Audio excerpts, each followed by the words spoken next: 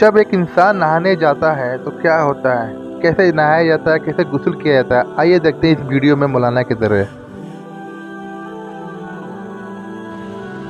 خیر 2 آیتیں پڑھ کے بیان ختم کرتا ہوں۔ تو اللہ فرماتے ہیں جب تک یقینی علم نہ ہو تبصرہ نہ کیا کرو۔ آگے اللہ نے فرمایا وَلَا تَمْشِ فِي الْأَرْضِ مَرَحًا، زمین میں اکڑ کے مت چلو، زمین کے دادا بننے کی کوشش بولو نہ کرو، اکڑ کے مت چلا کرو۔ کیوں؟ اِنَّكَ لَن تَخْرِقَ الْأَرْضَ، زمین کو نہ تم اپنے پاؤں کی طاقت سے پھاڑ سکتے ہو اور نہ سینہ اتنا اونچا کر سکتے ہو کہ کیٹو کی پہاڑی سے اوپر جھانکنا شروع کر دو، تو جتنے ہو اتنے ہی رہو۔ تو یہ چند احکام تھے اللہ نے بیان کیے، اس کو کہتے ہیں اپنی اوقات میں رہو۔ اس پر میں اکثر ایک بات کہتا ہوں، جو زیادہ فنٹر بن رہا ہو نا اس سے کہتا ہوں بیت الخلاء کس وقت جاتا ہے، وہ بتائے گا مغرب کے بعد جاتا ہوں یا صبح 8 بجے جاتا ہوں، تو بولے تیری اوقات کیا ہے؟ صبح 8 سے 8:30۔ اصل اوقات تیری کتنا بھی اکڑتا ہو نا، جب واش روم میں جا کے بیٹھتا ہے اور آگے میں ڈیلیٹ کر دیتا ہوں، اس وقت انسان کو اپنی اوقات سمجھ میں آ جاتی ہے کہ تو اصل میں ہے کیا۔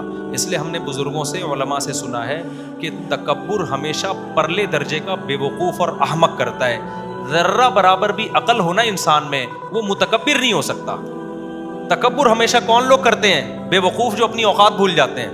وہ یہ بھول جاتے ہیں غلیظ پانی سے اللہ نے پیدا کیا، ماں کے پیٹ سے باہر نکالا، بچپن میں کیسے ماں کے محتاج تھے، بات بات پہ روتے تھے، ذرا ذرا سی بات پہ چیختے تھے، چلاتے تھے، مائیں سہارا دیتی تھی، اس وقت دادا گیری تھی کیا؟ ماں پھینک کے چلی جاتی، کیا اوقات تھی اس وقت؟ کتنے عرصے لنگڑا کے چلتے رہے، ٹوٹے، کبھی ادھر جا رہا ہے، توتلا بول رہا ہے، آہستہ آہستہ بولنا سیکھے، تھوڑے دنوں کے لیے اللہ نے جوان کر کے سیدھا کر دیا، تھوڑے دنوں میں اپنے آپ کو زمین کا باپ سمجھنا شروع، ظلم کرتا ہے، تو کون ہوتا ہے مجھے سمجھانے والا، تو کون ہے مجھے ابے بھائی تھوڑے دن کے لیے تجھے جوانی ملی ہے، ابھی دوبارہ آہستہ آہستہ بڑھاپے کی طرف تو آئے گا، پھر بڑھاپے میں دیکھو نا ہوتا کیا ہے، کانپ رہے ہوتے ہیں، راشا تاری ہو گیا۔ وہ ایک سنگر تھا، بڑی اچھی آواز تھی، جب بوڑھا ہو گیا تو جب گاتا دانت نکل کے نیچے گر جاتے اس کے، کیونکہ الفاظ نکالنے کے لیے دانت کا منہ میں ہونا ضروری ہے، کچھ الفاظ نکلتے ہی نہیں دانتوں کے بغیر، تو پھر بیچارے نے بتیسی لگوائی، پھر جب گانا گاتا بتیسی گر جاتی، پھر لگاتا، پھر گاتا گر جاتی۔ اس نے کہا بھائی بار بار کیسٹ کیوں چینج کر رہے ہو، ایک ہی کیسٹ میں بیان کرو نا۔ تو بڑھاپے میں یہ حال ہوگا، کمر جھکے گی، ہائی ہوئی کی آوازیں آئیں گی۔ تو یہ اپنا ماضی دیکھو، اپنا فیوچر دیکھو، اور حال بھی کیا ہے، ایک وائرس آ گیا کورونا کا، یا کوئی اور بیماری آ گئی دھڑام سے ایسے کی تیسی، تو نہ حال تمہارا، ابھی تھوڑی سی جوانی ہے، تھوڑا سا کوئی وائرس آڑا ترچا چلا گیا بیڑا غرق، بخار ہو جاتا ہے، کیسے پڑ جاتے ہیں، چلا رہے ہوتے ہیں۔ ایک مچھر نے آ کے صبح صبح کاٹ لیا، ڈینگی مچھر نے، اس کی وجہ سے لمبے ہو گئے، پلیٹلیٹس گر گئے، بھیک مانگ رہا ہوتا ہے یار کہیں سے سفید سیل مل جائے مجھے اللہ کا واسطہ۔ تو تکبر ہمیشہ پرلے درجے کا احمق اور بے وقوف کرے گا، جو تھوڑی سی نعمت ملنے پر اپنی اوقات بھول جاتا ہے۔ جیسے کسی بھکاری کو آپ نے 3 پیس سوٹ پہنا کے نہا دھو کے کشکول لے کے گاڑی میں بٹھا دیا، جبکہ اس کو پتا ہے یہ تھوڑی دیر کے لیے ملا ہے، چھین لیا جائے گا، لیکن وہ بھکاری گاڑی میں بیٹھ کے سیلفیاں لے رہا ہے اور غریبوں کو ٹکرے مارتا ہوا جا رہا ہے، رکشے والوں کو، کوئی رکشے والا آ رہا ہے اس پہ چڑھا رہا ہے، ابے ہٹ بے غیرت، سڑک پہ چل رہا ہے، دیکھ نہیں رہا کون آ رہا ہے۔ عقل مند کیا کہے گا، ابے تیری اوقات تو رکشے کی بھی نہیں ہے، 2 منٹ کے لیے تجھے گاڑی ملی ہے اور تو اپنی اوقات بھول گیا، تھپڑ لگا کے اس کو سیٹ کیا کرے گا، اتر نیچے۔ تو اللہ بھی یہی کرتے ہیں، جو تکبر کرتا ہے نا، میں یہ ہوں، میں یہ ہوں، آج کل یہ بہت چل رہا ہے مارکیٹ میں یہ ہوں، میں یہ ہوں، یہ میں اللہ کو پسند نہیں ہے، تو اس کا نتیجہ نکلتا ہے کہ حدیث میں آتا ہے جو چیز بہت اوپر جاتی ہے اللہ اس کو اسی حساب سے نیچے لے آتے ہیں۔ تو تکبر سے اپنا ہی نقصان، دماغ بھی خراب ہوتا ہے، ڈپریشن کا مریض بنتا ہے۔ تواضع اللہ کو پسند ہے، عاجزی اللہ کو پسند ہے۔ اللہ تعالیٰ سمجھنے کی عمل کی توفیق عطا فرمائے۔ میرے ماں کی ہم 5 بیٹیاں ہیں، صرف سوال یہ ان کو بچ جاتا ہے 5 کے علاوہ تو حصے دار نہیں کرے۔ اگر بھائی ماں کے اولاد میں صرف بیٹیاں ہیں، بیٹے نہیں ہیں، تو 2/3 حصہ بیٹیوں کو ملے گا، اور اگر شوہر زندہ ہے تو 1/4 شوہر کو ملے گا، وہ زندہ نہیں ہے تو ماں کے ماں باپ کو جائے گا، ماں کے ماں باپ کو، وہ بھی نہیں ہے تو پھر ماں کے بھائیوں کو جائے گا، یعنی بچیوں کے ماموں کو۔ تو 2/3 ان بیٹیوں کو ملے گا، باقی سارا ماموں کو ملے گا، اگر باقی لوگ نہیں، بچیوں کے ماموں۔ سورہ نساء کی آیت میں وَلَكِنْ شُبِّهَ لَهُمْ کا علمی ترجمہ کیا ہوگا، کیونکہ غیر مسلم اکثر کہتے ہیں کہ خدا دھوکہ دے سکتا ہے۔ کیا دھوکہ دے سکتا ہے؟ تو کس طرح سے بھائی اللہ نے کہا کہ شبیہ لہم، ان کے لیے معاملہ مشتبہ کر دیا گیا، تو یہ اللہ تعالیٰ کے لیے جائز ہے کہ کسی کی جان بچانے کے لیے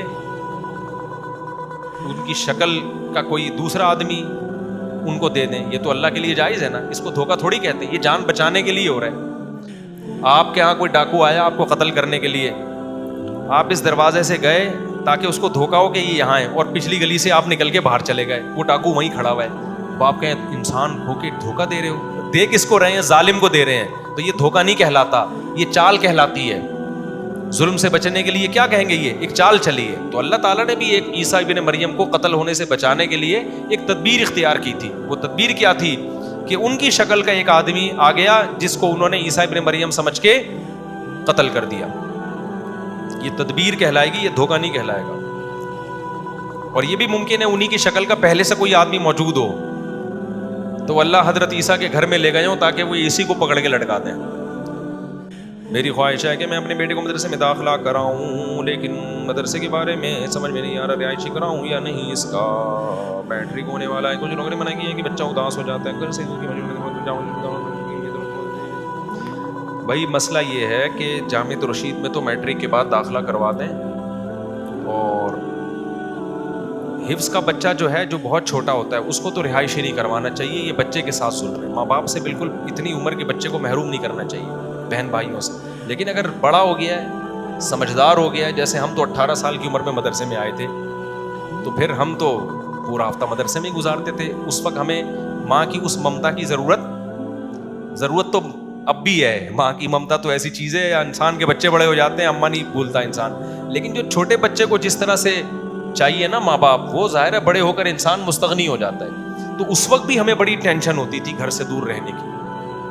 تو 18 سال سے جو چھوٹے بچے ہیں 15 سال کے، ان کے تو پورا ہفتہ وہ بہت زیادہ اذیت میں آ جاتے ہیں۔ تو جو بڑے بچے ہیں 18-19 کے، وہ تو مدرسوں میں رہ سکتے ہیں، لیکن مدرسوں میں بھی دیکھنا پڑے گا کون سے مدرسے ٹھیک ہیں کون سے غلط ہیں۔ میں نے بتایا نا مدرسوں میں بھی بعض مدرسے نہیں ہوتے، کسی نے ویسے ہی اپنی دکانداری کے لیے 4 دیواری کھڑے کر کے بچوں کو رکھا ہوا ہوتا ہے، ان میں بچے پھر بگڑتے بھی ہیں۔ تو صرف اتنا کافی نہیں ہے کہ مدرسے کا لیبل لگاؤ، بلکہ حقیقت میں علماء صلحاء اس مدرسے کو چلا رہے ہوں، اطمینان ہو، تو وہاں کا ماحول جا کے دیکھیں، ورنہ پھر بچہ بگڑتا ہے مدرسے میں، اسکولوں میں بھی بگڑتا ہے، مدرسے میں بھی بگڑتا ہے۔ اس کا معیار یہ ہے کہ چلا کون رہا ہے۔ اگر اچھے لوگ چلا رہے ہیں مدرسہ تو ٹھیک ہے، اور اگر برے لوگ چلا رہے ہیں تو وہ مدرسہ نہیں ہے بلکہ وہ پیسہ کمانے کا ایک ذریعہ ہے۔ ایسا ہوتا ہے، اس میں کئی بار بیان کر چکا ہوں۔ تو میرا خیال یہ ہے کہ بچے کو شروع میں رہائشی نہ کروائیں، شروع میں صبح آنے جانے والا، جب 1-2 سال وہ مدرسے کے ماحول سے مانوس ہو جائے گا پھر رہائشی کروا دیں۔ قسم کا کفارہ کیا ہے؟ 10 غریبوں کو 2 ٹائم کا کھانا کھلانا، یا 2.25 کلو گندم 10 غریبوں میں بانٹ دینا، اس طور پر کہ ہر ایک کو 2.25 کلو گندم ملے، یا اس کی قیمت، یعنی 2.25 کلو گندم کی قیمت دے دے تو 10 غریبوں میں بانٹ دے گا تو کفارہ ادا ہو جائے گا۔ اور بعض علماء 2.25 کہتے ہیں، تو یہ بھی ٹھیک ہے۔ ایک ہی غریب کو 10 دن تک کھلا دے تو بھی ٹھیک ہے، لیکن ایک ہی غریب کو 10 آدمیوں کے پیسے ایک دن میں دے دیے پھر ٹھیک نہیں ہے۔ سمجھتے ہیں؟